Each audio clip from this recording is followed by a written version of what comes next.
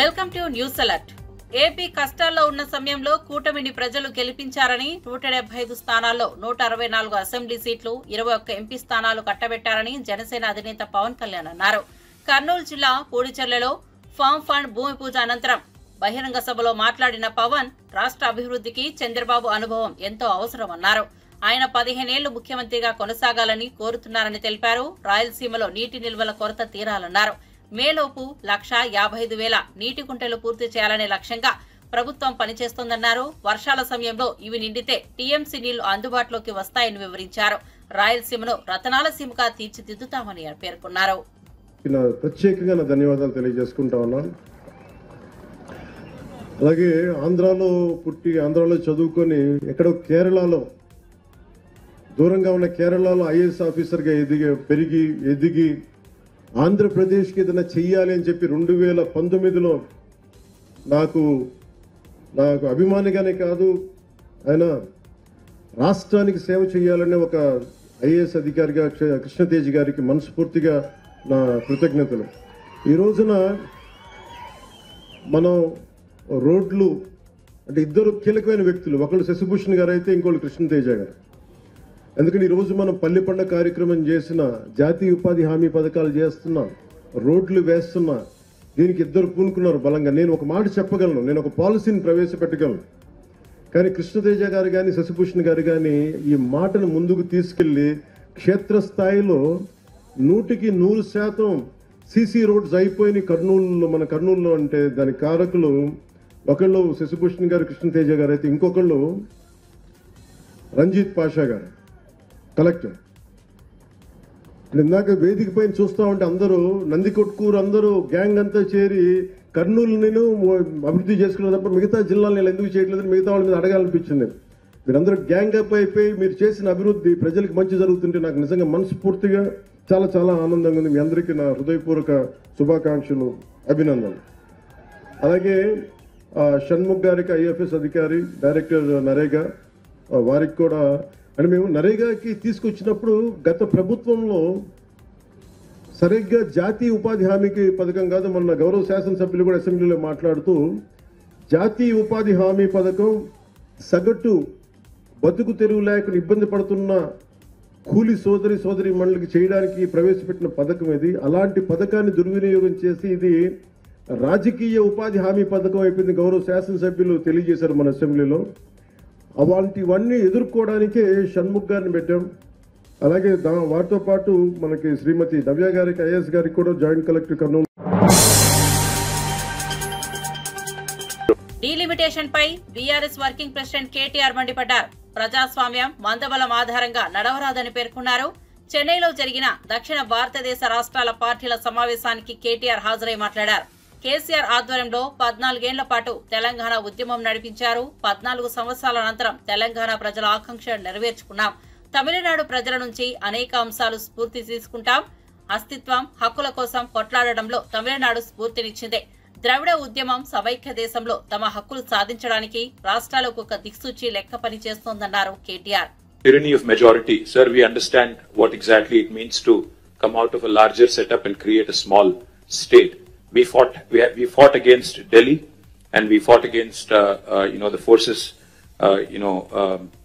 for about 14 years to achieve our dream. A long fraught battle it was.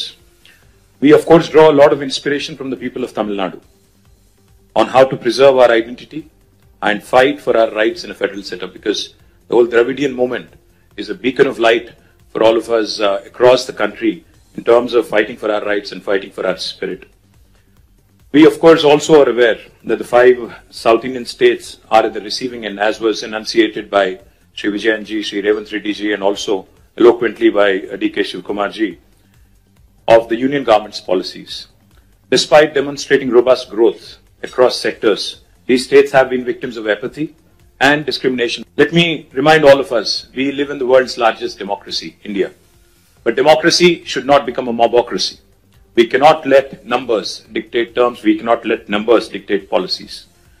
While any true federal government would incentivize high-performing states, we have a dispensation today in India that rewards laggards and penalizes achievers. South Indian states, we all know, have been pioneers in administration, in education, in economic production, yet we are penalized with reduced political power. This is not just an imbalance, but it is a political and fiscal centralization that is looming large. History will not forgive us if we do not speak up, because this is the time I think we have to unite. We have to fight against this fundamental inequity. We also need to remember those who have contributed significantly cannot be penalized, cannot be discriminated against. Despite contributing to 36% of India's GDP from the 5 southern states, we are receiving smaller share of central resources, which is also raising a huge concern on fiscal centralization. Delimitation will also create a situation where fiscal resources will also be centralized, much to the chagrin, much to the detriment of South Indian states. If we allow this to continue, I fear that as South Indian leaders, we will be doing a great disservice. జనాభా ఆధారంగా సరిహద్దుల విభజన జరగకూడదని Tamil Nadu CM MK Stalin స్పష్టం చేశారు. జనాభా నియంత్రణను ఖచ్చితంగా అనుసరిస్తున్న రాష్ట్రాలను శిక్షించడానికి ఈ విధమైన విభజన ఒక రాజకీయ వ్యాయామంగా పనిచేస్తోందన్నారు. జనాభా కట్టడికి కృషి చేసిన రాష్ట్రాల హక్కులను కాపాడాలని కేంద్రాన్ని కోరారు. సీట్ల పంపిణీ, నిధుల కేటాయింపులు వంటి అంశాల్లో జనాభానే ప్రామాణికమైతే అభివృద్ధి చెందే రాష్ట్రాలకు అన్యాయం జరిగే ప్రమాదం ఉందన్నారు. డీలిమిటేషన్ ప్రక్రియ న్యాయబద్ధంగా, సమగ్రంగా జరగాలని డిమాండ్ చేశారు. ఈ అంశంపై దక్షిణ రాష్ట్రాలని ఒకే గొంతుతో స్పందించాలన్నారు. உணர்ந்துதான் இந்திய அரசியலமைப்பு சட்டத்தை வகுத்த மேதைகள் இந்தியாவை கூட்டாட்சி கொண்ட ஒன்றியமாக கட்டமைத்தார்கள். பல்வேறு காலகட்டங்களில் இந்த கூட்டாட்சி தன்மைக்கு சோதனை வந்தாலும் அதனை ஜனநாயக அமைப்புகள், இயக்கங்கள் தடுத்து வந்துள்ளன. அத்தகைய சோதனையும் ஆபத்தும் தான் இப்பொழுதும் வந்துள்ளது. இதனை உணர்ந்துதான் நாம் அனைவரும் கூடியிருக்கிறோம். என்னை பொறுத்தவரையில் இந்திய கூட்டாட்சியை காக்கும் வரலாற்றின் மிக மிக முக்கிய நாளாக இந்த நாள் அமையப் போகிறது. தொகுதி மறுசீரமைப்பு பற்றி நான் உங்களுக்கு அதிகமாக விளக்க வேண்டிய அவசியமில்லை. வரவிருக்கின்ற அல்லது எதிர்காலத்தில் நடைபெறுகின்ற சென்சஸ் அடிப்படையில் மேற்கொள்ளவிருக்கும் மக்கள் தொகை அடிப்படையிலான தொகுதி மறுசீரமைப்பு என்பது நம்மை போன்ற மாநிலங்களை வெகுவாக பாதிக்கப் போகிறது. மக்கள் தொகையை பல்வேறு சமூக நலத் திட்டங்கள் மூலமாக கட்டுப்படுத்திய நம்மை போன்ற மாநிலங்கள் அதன் காரணமாக நாடாளுமன்ற தொகுதியின் எண்ணிக்கையில் நமது பிரதிநிதித்துவத்தை அதிகம் இழக்க நேரிடும். எனவேதான் இதனை நாம் கடுமையாக ஆணித்தரமாக எதிர்க்க வேண்டிய காலகட்டத்தில் இருக்கிறோம். தற்போதைய மக்கள் தொகை அடிப்படையில் தொகுதி மறுசீரமைப்பை ஏற்றுக்கொள்ள முடியாது என்பதில் நாம் அனைவரும் உறுதியாக இருக்க வேண்டும். மக்கள் பிரதிநிதிகளின் எண்ணிக்கை குறைவதன் மூலமாக நமது எண்ணங்களை சொல்வதற்கான வலிமை குறைகிறது. இந்த ஆண்டு காலமாக மணிப்பூர் மாநிலம் பற்றி எரிகிறது. 2 ஆண்டு காலமாக மணிப்பூர் மாநிலம் பற்றி எரிகிறது. அதனால் நீதிக்கான அவர்களின் குரல்கள் புறக்கணிக்கப்படுகின்றன. ஏனென்றால் நாட்டின் கவனத்தை ஈர்க்க அவர்களுக்கு அரசியல் வலிமை இல்லை. எனவே நாடாளுமன்ற தொகுதிகளின் எண்ணிக்கை குறைவது அல்லது நமது பிரதிநிதித்துவம் குறைவது என்பதை நம்முடைய அரசியல் வலிமையை குறைப்பதாகத்தான் பார்க்க வேண்டும். இது வெறும் எண்ணிக்கையை பற்றியது மட்டுமல்ல, இது நமது அதிகாரம், நமது உரிமைகள் மற்றும் நமது எதிர்காலத்தின் நலன்களை பற்றியது. பிரதிநிதித்துவம் குறைந்து வருவதால் நமது மாநிலங்கள் நமக்கு தேவையான நிதியை பெறுவதற்கு கூட போராட வேண்டி வரும். நமது விருப்பமில்லாமல் நமக்கான சட்டங்கள் வடிவமைக்கப்படும். நமது மக்களை பாதிக்கும் முடிவுகள் நம்மை அறியாதவர்களால் எடுக்கப்படும். பெண்கள் அதிகாரம் అడవదిల్ తమ రాజకీయ అవసరాల కోసం దేవుళ్లను, సనాతన ధర్మాన్ని వాడుకోవడం చంద్రబాబు, పవన్ కళ్యాణ్లకు మాత్రమే తెలుసని టీటీడీ మాజీ చైర్మన్ భూమన కరుణాకర్ రెడ్డి విమర్శించారు. తిరుమల పర్యటన సందర్భంగా సీఎం చంద్రబాబు చేసిన వ్యాఖ్యలకు భూమన ఘాటుగా స్పందించారు. హిందువులకు మాత్రమే ఆలయ ప్రవేశం అన్న తీర్మానంపై వైఎస్సార్ పాలనలో తీసుకున్నదని, అదే విషయాన్ని ఇప్పుడు చంద్రబాబు ప్రచారం చేసుకుంటున్నారని ఎద్దేవా చేశారు. కోట్ల రూపాయల భారం పడేటువంటి ప్రమాదం ఉన్నదని గ్రహించిన తరువాత శ్రీవాణి ట్రస్టుల గురించి ఒక్క మాట మాట్లాడడం కూడా మానేసినారు. మానేసినటువంటిది ఆ తర్వాత ఎలా తమ తప్పును కప్పిపుచ్చుకోవాలా అన్నటువంటి ఆలోచనతో నిన్న కొత్త ప్రచారానికి ముఖ్యమంత్రి గారు ఒక తెరదీసినారు. ఆలయాల అవసరాన్ని గురించి భక్తులు చాలా చోట్ల నుంచి తనను అడుగుతున్నట్టుగా ఆ ఆలయాల నిర్మాణం కోసమని వెంకటేశ్వర ఆలయాల నిర్మాణ నిధి ట్రస్టు అన్నదాన్ని కొత్తదిగా ఏర్పాటు చేస్తాము అని ముఖ్యమంత్రి గారికి ఈ సందర్భంగా గుర్తు చేస్తున్న విషయం, శ్రీవాణి ట్రస్టు యొక్క ప్రధానమైనటువంటి ఆశయమే దేశంలో ముఖ్యంగా మన రాష్ట్రంలో వివిధ ప్రాంతాలలో దేవాలయాల నిర్మాణమే. మా ప్రభుత్వ హయాంలో ఇప్పటికీ 3600 దేవాలయాలను శ్రీవాణి నిధుల నుంచే ఖర్చు పెట్టి నిర్మించి అక్కడ ఉన్నటువంటి స్థానికులకు అప్పగించటం జరిగింది. మళ్ళా మీరు కొత్తగా ఒక ట్రస్ట్ ఏర్పాటు చేస్తామని చెప్పటంలో ఆంతర్యం ఏమిటి అని చంద్రబాబు గారిని అడుగుతున్నాం మేము. అంటే ఏదో ఒక రకమైనటువంటి ప్రచార ఆర్భాటంతో నేను తప్ప ఇంకెవరూ వెంకటేశ్వర స్వామి భక్తులే లేనట్టుగా ఆయన నిన్న తమాషగా మాట్లాడాడు. ఇంకొక విషయాన్ని, వెంకటేశ్వర స్వామి ఏపీకి వెంకటేశ్వర స్వామి అరకు కాఫీ, కూచిపూడి నృత్యము ఈ 3 వారసత్వ సంపదలు అన్నాడు. అంటే కలియుగ వెంకటేశ్వర స్వామిని అరకు కాఫీతో పోలుస్తావా చంద్రబాబు నాయుడు గారు? మీరు ఈ 3 వారసత్వ సంపదలు దీన్ని పరిరక్షించుకుంటాము అంట. సాక్షాత్తు శ్రీ మహావిష్ణువే స్వయంభూగా తిరుక్షేత్రంలో ఆయన వెలసినటువంటి అత్యంత పుణ్యక్షేత్రాన్ని అరకు కాఫీతో పోల్చటము అంటే మీకు ఏ పాటి భక్తి ఉన్నదా లేకపోతే ప్రచార యావ ఉన్నదా అన్నది ఒక్క ప్రకటన ద్వారా స్పష్టంగా అర్థమవుతుంది. ఇవి నేనంటున్నా మీ విమర్శ కాదు, మీరు నిన్నన్నటువంటి మాటలు.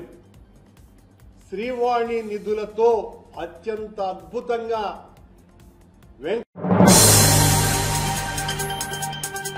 ఉప్పల్ ఎలివేటెడ్ కారిడార్ నిర్మాణంలో జాప్యం విషయమై మాజీ మంత్రి వేముల ప్రశాంత్ రెడ్డిపై ఆర్ఎండ్బీ శాఖ మంత్రి కోమటిరెడ్డి తీవ్ర స్థాయిలో విమర్శలు చేశారు.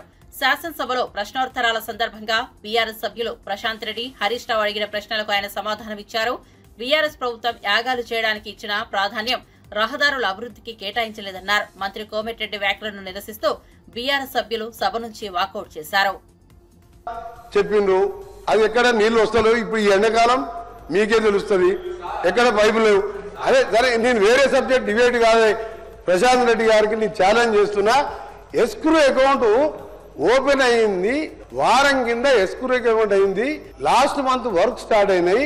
ఇప్పుడు స్టోర్ లో చూడండి ఎంత మెటీరియల్ ఉన్నదో, 3 గైడర్స్ నిలబడించడం. ఎస్క్రూ కూడా కాలే అధ్యక్ష, ఒప్పించినా అని చెప్పినా నేను ఉన్నప్పుడు అయిపోయిందంటే ఇక నేను ఎవరికి చెప్పుకోవాలి, నా బాధ ఎవరు చెప్పుకోవాలి చెప్పి మీకే చెప్తున్నా. ఇక పోయి చూద్దాం. ఇక ఎస్క్రూ అకౌంట్ కోసం నేను గడ్కరీ గారు కన్విన్స్ చేసిన, ఆయన ఏమంటాడు దీన్ని ఫోర్క్లోజ్ చేసి రీటెండర్ పెడతా అంటే నేను చెప్పిన సాబ్ ఐజాయితో 2 साल लगता टेंडर लगने के वाले फोरक्लोज లేక. అదే విధంగా హైదరాబాద్ విజయవాడ కూడా జిఎంఆర్ది ఫోర్క్లోజ్ చేసి నేను టెండర్ పెడతా అంటే నేను అప్పుడు చెప్పిన మీరు కంపెన్సేషన్ నుంచి క్లోజ్ చేయండి, ఆ తర్వాత ఎన్హెచ్ఏ టోల్ కలెక్ట్ చేసుకోండి. 6 లేన్ ఏంటంటే ఎమ్మెల్యే డిపిఆర్ ఇచ్చిండు, 4th month లో డిపిఆర్ టెండర్ అయిపోయింది.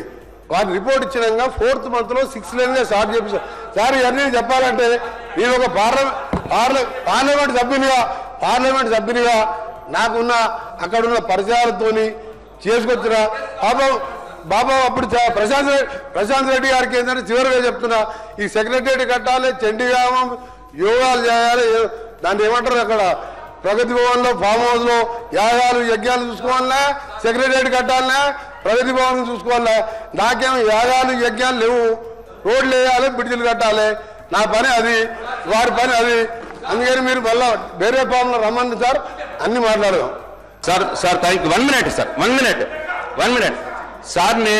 నేను అడిగిన ప్రశ్నలకు ఆయన సమాధానాలు ఇవ్వకుండా మళ్ళీ అన్ని గవ్వే సత్యదూరమైన మాటలు మాట్లాడినాడు. నంబర్ 1.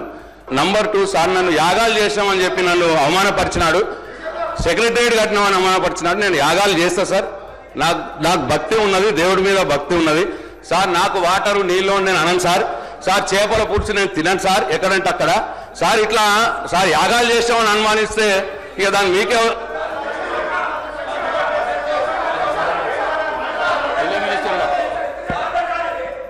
సార్. ప్రశాంత్ రెడ్డి గారు అంటే గొప్ప గౌరవం ఉంది సార్.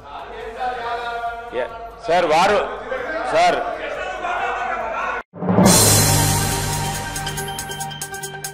తిరుపతిలో ముంతాజ్ హోటల్ కు ఇచ్చిన అనుమతులను రద్దు చేసిన నిర్ణయాన్ని టీటీడీ పాలక మండలి సభ్యుడు భానుప్రకాష్ రెడ్డి స్వాగతించారు. ఆలయం పరిసరాలను టెంపుల్ కారిడార్ గా ప్రకటించి భవిష్యత్తులో కమర్షియల్ కట్టడాలు నిర్మించకుండా చర్యలు తీసుకోవాలని కోరారు.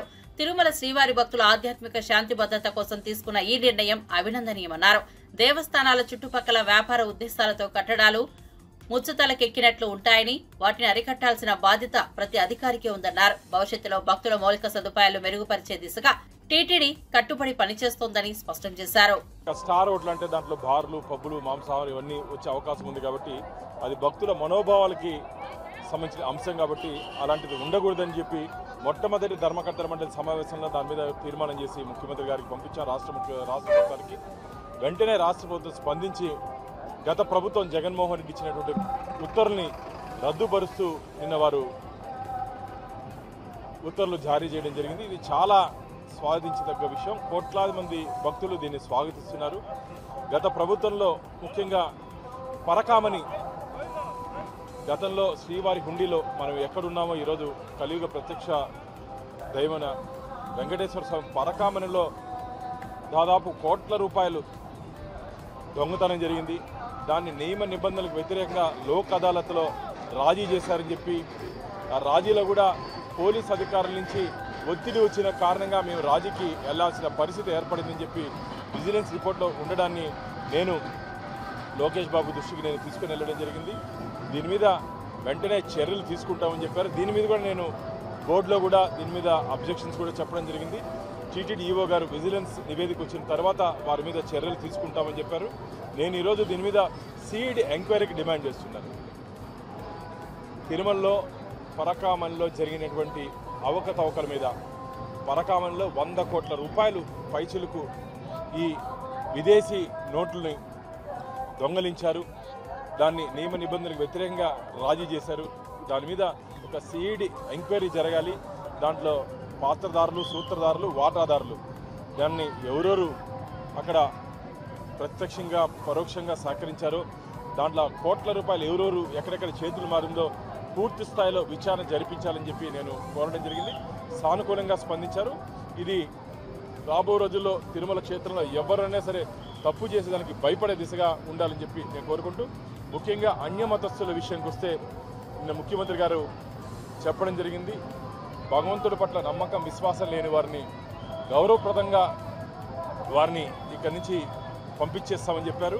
అది కూడా చాలా స్వాగతించదగ్గ విషయం. ఎందుకంటే స్వామివారి దగ్గర జీతం తీసుకుంటూ స్వామివారి ఉప్పు తింటూ ఇక్కడ స్వామివారి ప్రసాదము హారతి ముట్టని వారు అనారోగ్యంతో చేతికి సెలైన్ ఎక్కించుకుంటూనే ప్రజా దర్బార్లో పాల్గొన్నారు ప్రకాశం జిల్లా మార్కాపురం ఎమ్మెల్యే కందుల నారాయణ రెడ్డి.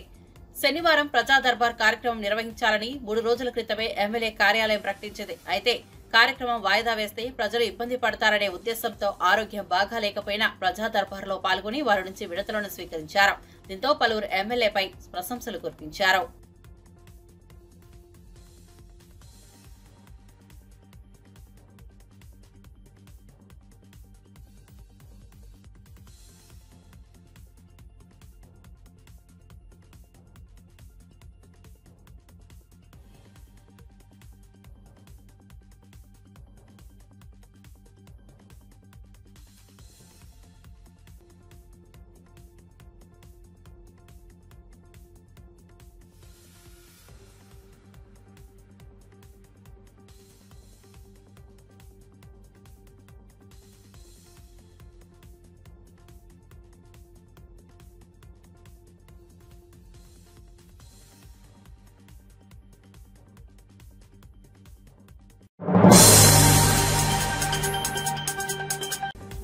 ప్రపంచ నీటి దినోత్సవం సందర్భంగా నీటి యొక్క విలువను గుర్తు చేస్తూ తెలంగాణ రాష్ట్ర నీటి వనరుల శాఖ మంత్రి పొన్నం ప్రభాకర్ కీలక సందేశం ఇచ్చారు.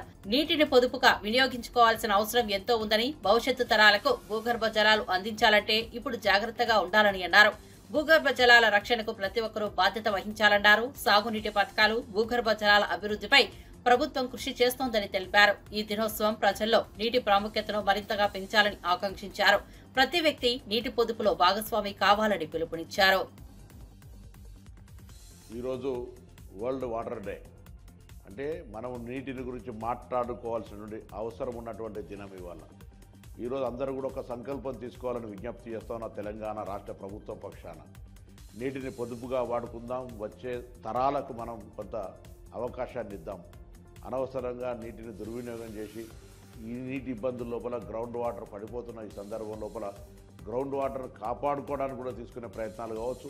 హైదరాబాద్ మెట్రో వాటర్ వర్క్స్ వాళ్ళు తీసుకుంటున్న అనేక కార్యక్రమాల్లో ప్రజలందరూ భాగస్వాములు కావాలని, రాష్ట్ర వ్యాప్తంగా కూడా నీటిని ప్రతి చుక్కను పొదుపు చేసుకుంటూ కాపాడుకుంటూ భవిష్యత్ తరానికి ఎటువంటి ఇబ్బంది లేకుండా చూడాలని సందర్భంగా కోరుతూ ఈ వరల్డ్ వాటర్ డే అనేది కూడా నిర్లక్ష్యానికి గురయ్యేటువంటి దినం కాదు. ఇది ఈ దినం ప్రతి ఒక్కరూ కొంత స్ఫూర్తిదాయకంగా భాగస్వామ్యం చేయాలి.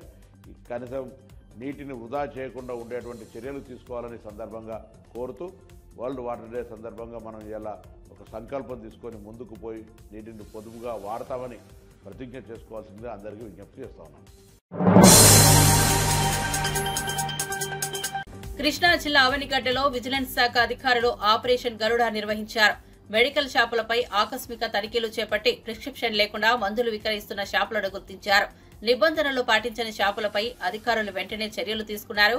కొన్ని షాపుల్లో చలనం కలిగించే మందులు ప్రిస్క్రిప్షన్ లేకుండానే విక్రయిస్తున్నట్లు వెల్లడైంది. ప్రజల ఆరోగ్యాన్ని ప్రమాదంలో పెట్టే ఈ విధానం ఆమోదయోగ్యం కాదని అధికారులు హెచ్చరించారు. షాపుల లైసెన్సులు, స్టాక్ రికార్డులు, సిబ్బంది అనుభవాలపై కూడా విచారణ కొనసాగుతోంది. భవిష్యత్తులో ఇలాంటి అక్రమాలపై కఠిన చర్యలు తీసుకుంటామని విజిలెన్స్ అధికారులు హెచ్చరించారు.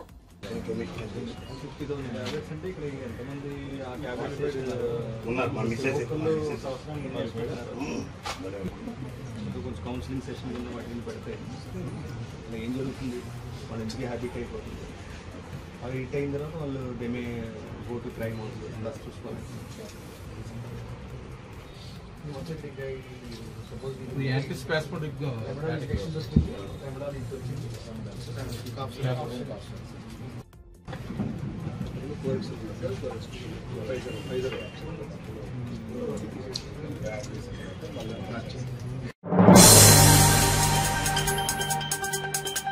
ప్రముఖ సినీ దర్శకుడు క్రిష్ జాగర్లమూడి తిరుమల శ్రీవారిని దర్శించుకున్నారు. ఉదయం వీఐపీ దర్శన సమయంలో స్వామివారిని భక్తి శ్రద్ధలతో దర్శించుకున్న ఆయన అనంతరం రంగనాయకుల మండపంలో వేద పండితుల ఆశీర్వచనాలు పొందారు. టీటీడీ అధికారులు ఆయనకు తీర్థ ప్రసాదాలు, స్వామివారి చిత్రపటాన్ని అందజేశారు. ప్రస్తుతం ఓ చిత్రంపై క్రిష్ పనిచేస్తుండగా ఆ ప్రాజెక్టు విజయవంతంగా పూర్తి కావాలని శ్రీవారిని ప్రార్థించినట్టు తెలుస్తోంది. దర్శనం అనంతరం పరిసరాల్లోని తీర్థ ప్రాంతాలను సందర్శించిన ఆయనకు భక్తులు అభిమానం వ్యక్తం చేశారు.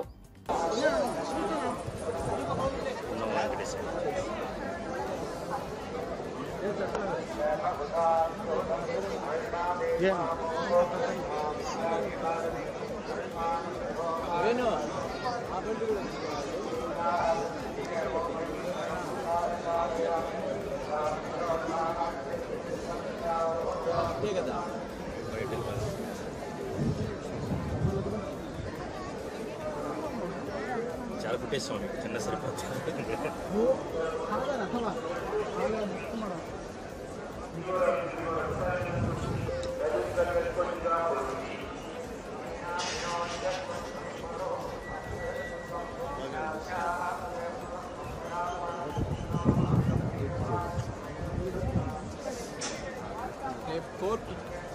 కోర్ట్ టీం వస్తుంది.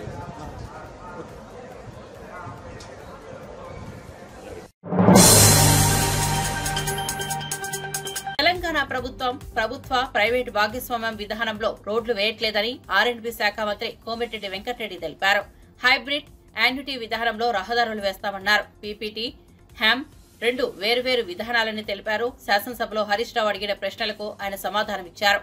ఉప్పల్ ఎలివేటెడ్ కారిడార్ ను 18 నెలల్లో పూర్తి చేస్తామన్నారు. గత 10 ఏళ్లలో రోడ్ల నిర్మాణానికి 3,945 కోట్లు మాత్రమే ఖర్చు చేశారన్నారు. నీ దానికి లేదని చెప్పిన, ఎందుకంటే మేము పీపీపీ మోడల్లో పోదలుచుకోలేదు. మేము హ్యామ్ రోడ్ లో హైబ్రిడ్ యాన్యుటీ మోడల్లో పోవాలని నిర్ణయించాం. పీపీపీ మోడల్ వేరు, హ్యామ్ మోడల్ వేరు. దానికి లేదని నేను చెప్పిన. పారాయణ చెప్పాను, నాకేం తెలియదు అంటే వాళ్ళు చాలా మేధావులు, మాకేం తెలియదు. ఆయన అడిగిన ప్రశ్నకే సమాధానం లేదని చెప్పిన. ఇప్పుడు కూడా చెప్తున్నా లేదండి. ప్రైవేట్ పబ్లిక్ పార్ట్నర్షిప్ లో లేదని చెప్పిన. అందరూ ఆలోచించుకొని మీరు హరీష్ రావు గారు అంత సీనియర్ సభ్యులు ఆ విధంగా మంత్రి గారికి అవవాళ్ళే కూడా సమాధానం చెప్పాడని చెప్పి మాట్లాడి అంటే అతను అదే బాధ్యత రహితమైన ఏదైనా ఒక పెద్ద సీనియర్ సభ్యులు ఆ విధంగా ఒక మంత్రి గారు మీ దానికి కరెక్ట్ చెప్పినా లేదా మీరు ఆలోచించుకొని వదిలిపెడుతున్నాను, మీకే వదిలిపెడుతున్నాను. మాజీ ఆర్ఎండ్బి శాఖ మంత్రి గారు సత్యదూరమైన వారు చేసిన ఘనకార్యాలు చెప్పినారు. దానికి ఒకటి 2 నిమిషాల్లో చెప్తా. ఎప్పుడైనా అధ్యక్ష మన సంపద రోడ్లను నిర్మించలేదు, మన రోడ్లు మన సంపదను పెంచుతాయి అని జాన్ ఎఫ్ కెనడీ అమెరికా అధ్యక్షుడు ఆయన ఉన్నప్పుడు చెప్పినారు. America is great because American roads is good, దాంతో వస్తుంది. కానీ ఏం చేసింది అధ్యక్ష, మీరు మొత్తం 10 ఏళ్లలో వేసింది గత ప్రభుత్వం 112 కోట్లతో 10 ఏళ్లలో 6,668 కిలోమీటర్ రోడ్లని మాత్రమే కొన్ని రిపేర్ చేసిండు, కొన్ని మొత్తం చెప్పి తర్వాత నువ్వు చెప్పండి. మీ రికార్డే అంటే గవర్నమెంట్ రికార్డులకే చెప్తున్నా అధ్యక్ష. తర్వాత క్లారిఫై అడగని మళ్ళీ చెప్తా, క్లారిఫై అడగని చెప్పండి మళ్ళీ చెప్తాను. విత్ ఏ మండలంకి వెళ్ళి ఏ మండలం హెడ్ క్వార్టర్, ఏ ఊరికి వెళ్ళి ఏ మండలంకి వెళ్ళి ఏ డిస్ట్రిక్ట్ గా మండలం అన్ని పేర్లతో సహా అధ్యక్ష ఈ 6,600 కిలోమీటర్లు ఒక 15 నిమిషాలు టైం ఇవ్వండి. అన్ని మండలాల పేర్లు డిస్ట్రిక్ట్ హెడ్ క్వార్టర్ పేర్లు కూడా చెప్తా, తొందరపడకండి. అన్ని తీసుకొని వచ్చిన నేను, ఎందుకంటే మీరు ఇట్లా బకాయిస్తారని తెలుసు, మీరు బుకాయిస్తారని. దీనికోసం అధ్యక్ష 3,945 కోట్లు స్టేట్ బడ్జెట్లో 10 ఏళ్లలో 4,167 కోట్లు ఆర్టీజీ లోన్ తీసుకొని నిర్మించారు. ఆ లోను ఇప్పుడు మేము రీపేమెంట్ చేస్తున్నాం. మేము కట్టే అప్పులలో అదో భాగం ఇంకా కొద్దిగా బ్యాలెన్స్ ఉన్నది, ఆ అప్పులు కడతాం. అంటే వీళ్ళు మొత్తం పెట్టింది అధ్యక్ష 10 ఏళ్లలో 3,945 కోట్లు మాత్రమే. ఆ లోన్ అప్పు మేము కడుతున్నాం. ఇది 10 ఏళ్లలో చేస్తే ఈ 14 నెలల్లో అంటే మధ్యలో 3 నెలలు తీసేయండి, పార్లమెంట్ ఎలక్షన్ కోడ్ ఇవన్నీ. ఈ 14 నెలల్లో ప్రముఖ టేబుల్ టెన్నిస్ క్రీడాకారిణి నయనా జైస్వాల్ తన పుట్టినరోజు సందర్భంగా తిరుమల శ్రీవారిని దర్శించుకున్నారు. ఉదయం ప్రత్యేక దర్శన సమయంలో శ్రీవారి సన్నిధికి చేరిన ఆమె భక్తి శ్రద్ధలతో మొక్కులు చెల్లించుకున్నారు. దర్శనం అనంతరం రంగనాయకుల మండపంలో వేద పండితుల ఆశీర్వచనాలు తీసుకున్నారు. టీటీడీ అధికారులు ఆమెకు తీర్థ ప్రసాదాలు, స్వామివారి చిత్రపటాన్ని అందజేశారు. ఆమె రాకతో భక్తులు సెల్ఫీలు తీసుకుంటూ ఆహ్లాదంగా స్పందించారు. నయనా మాట్లాడుతూ శ్రీవారి ఆశీస్సులతో మరింత విజయాలు సాధించాలని కోరుకుంటున్నట్లు తెలిపారు. భవిష్యత్తులో అంతర్జాతీయ స్థాయిలో భారతదేశానికి గౌరవం తీసుకురావాలన్నదే తన లక్ష్యమని చెప్పారు.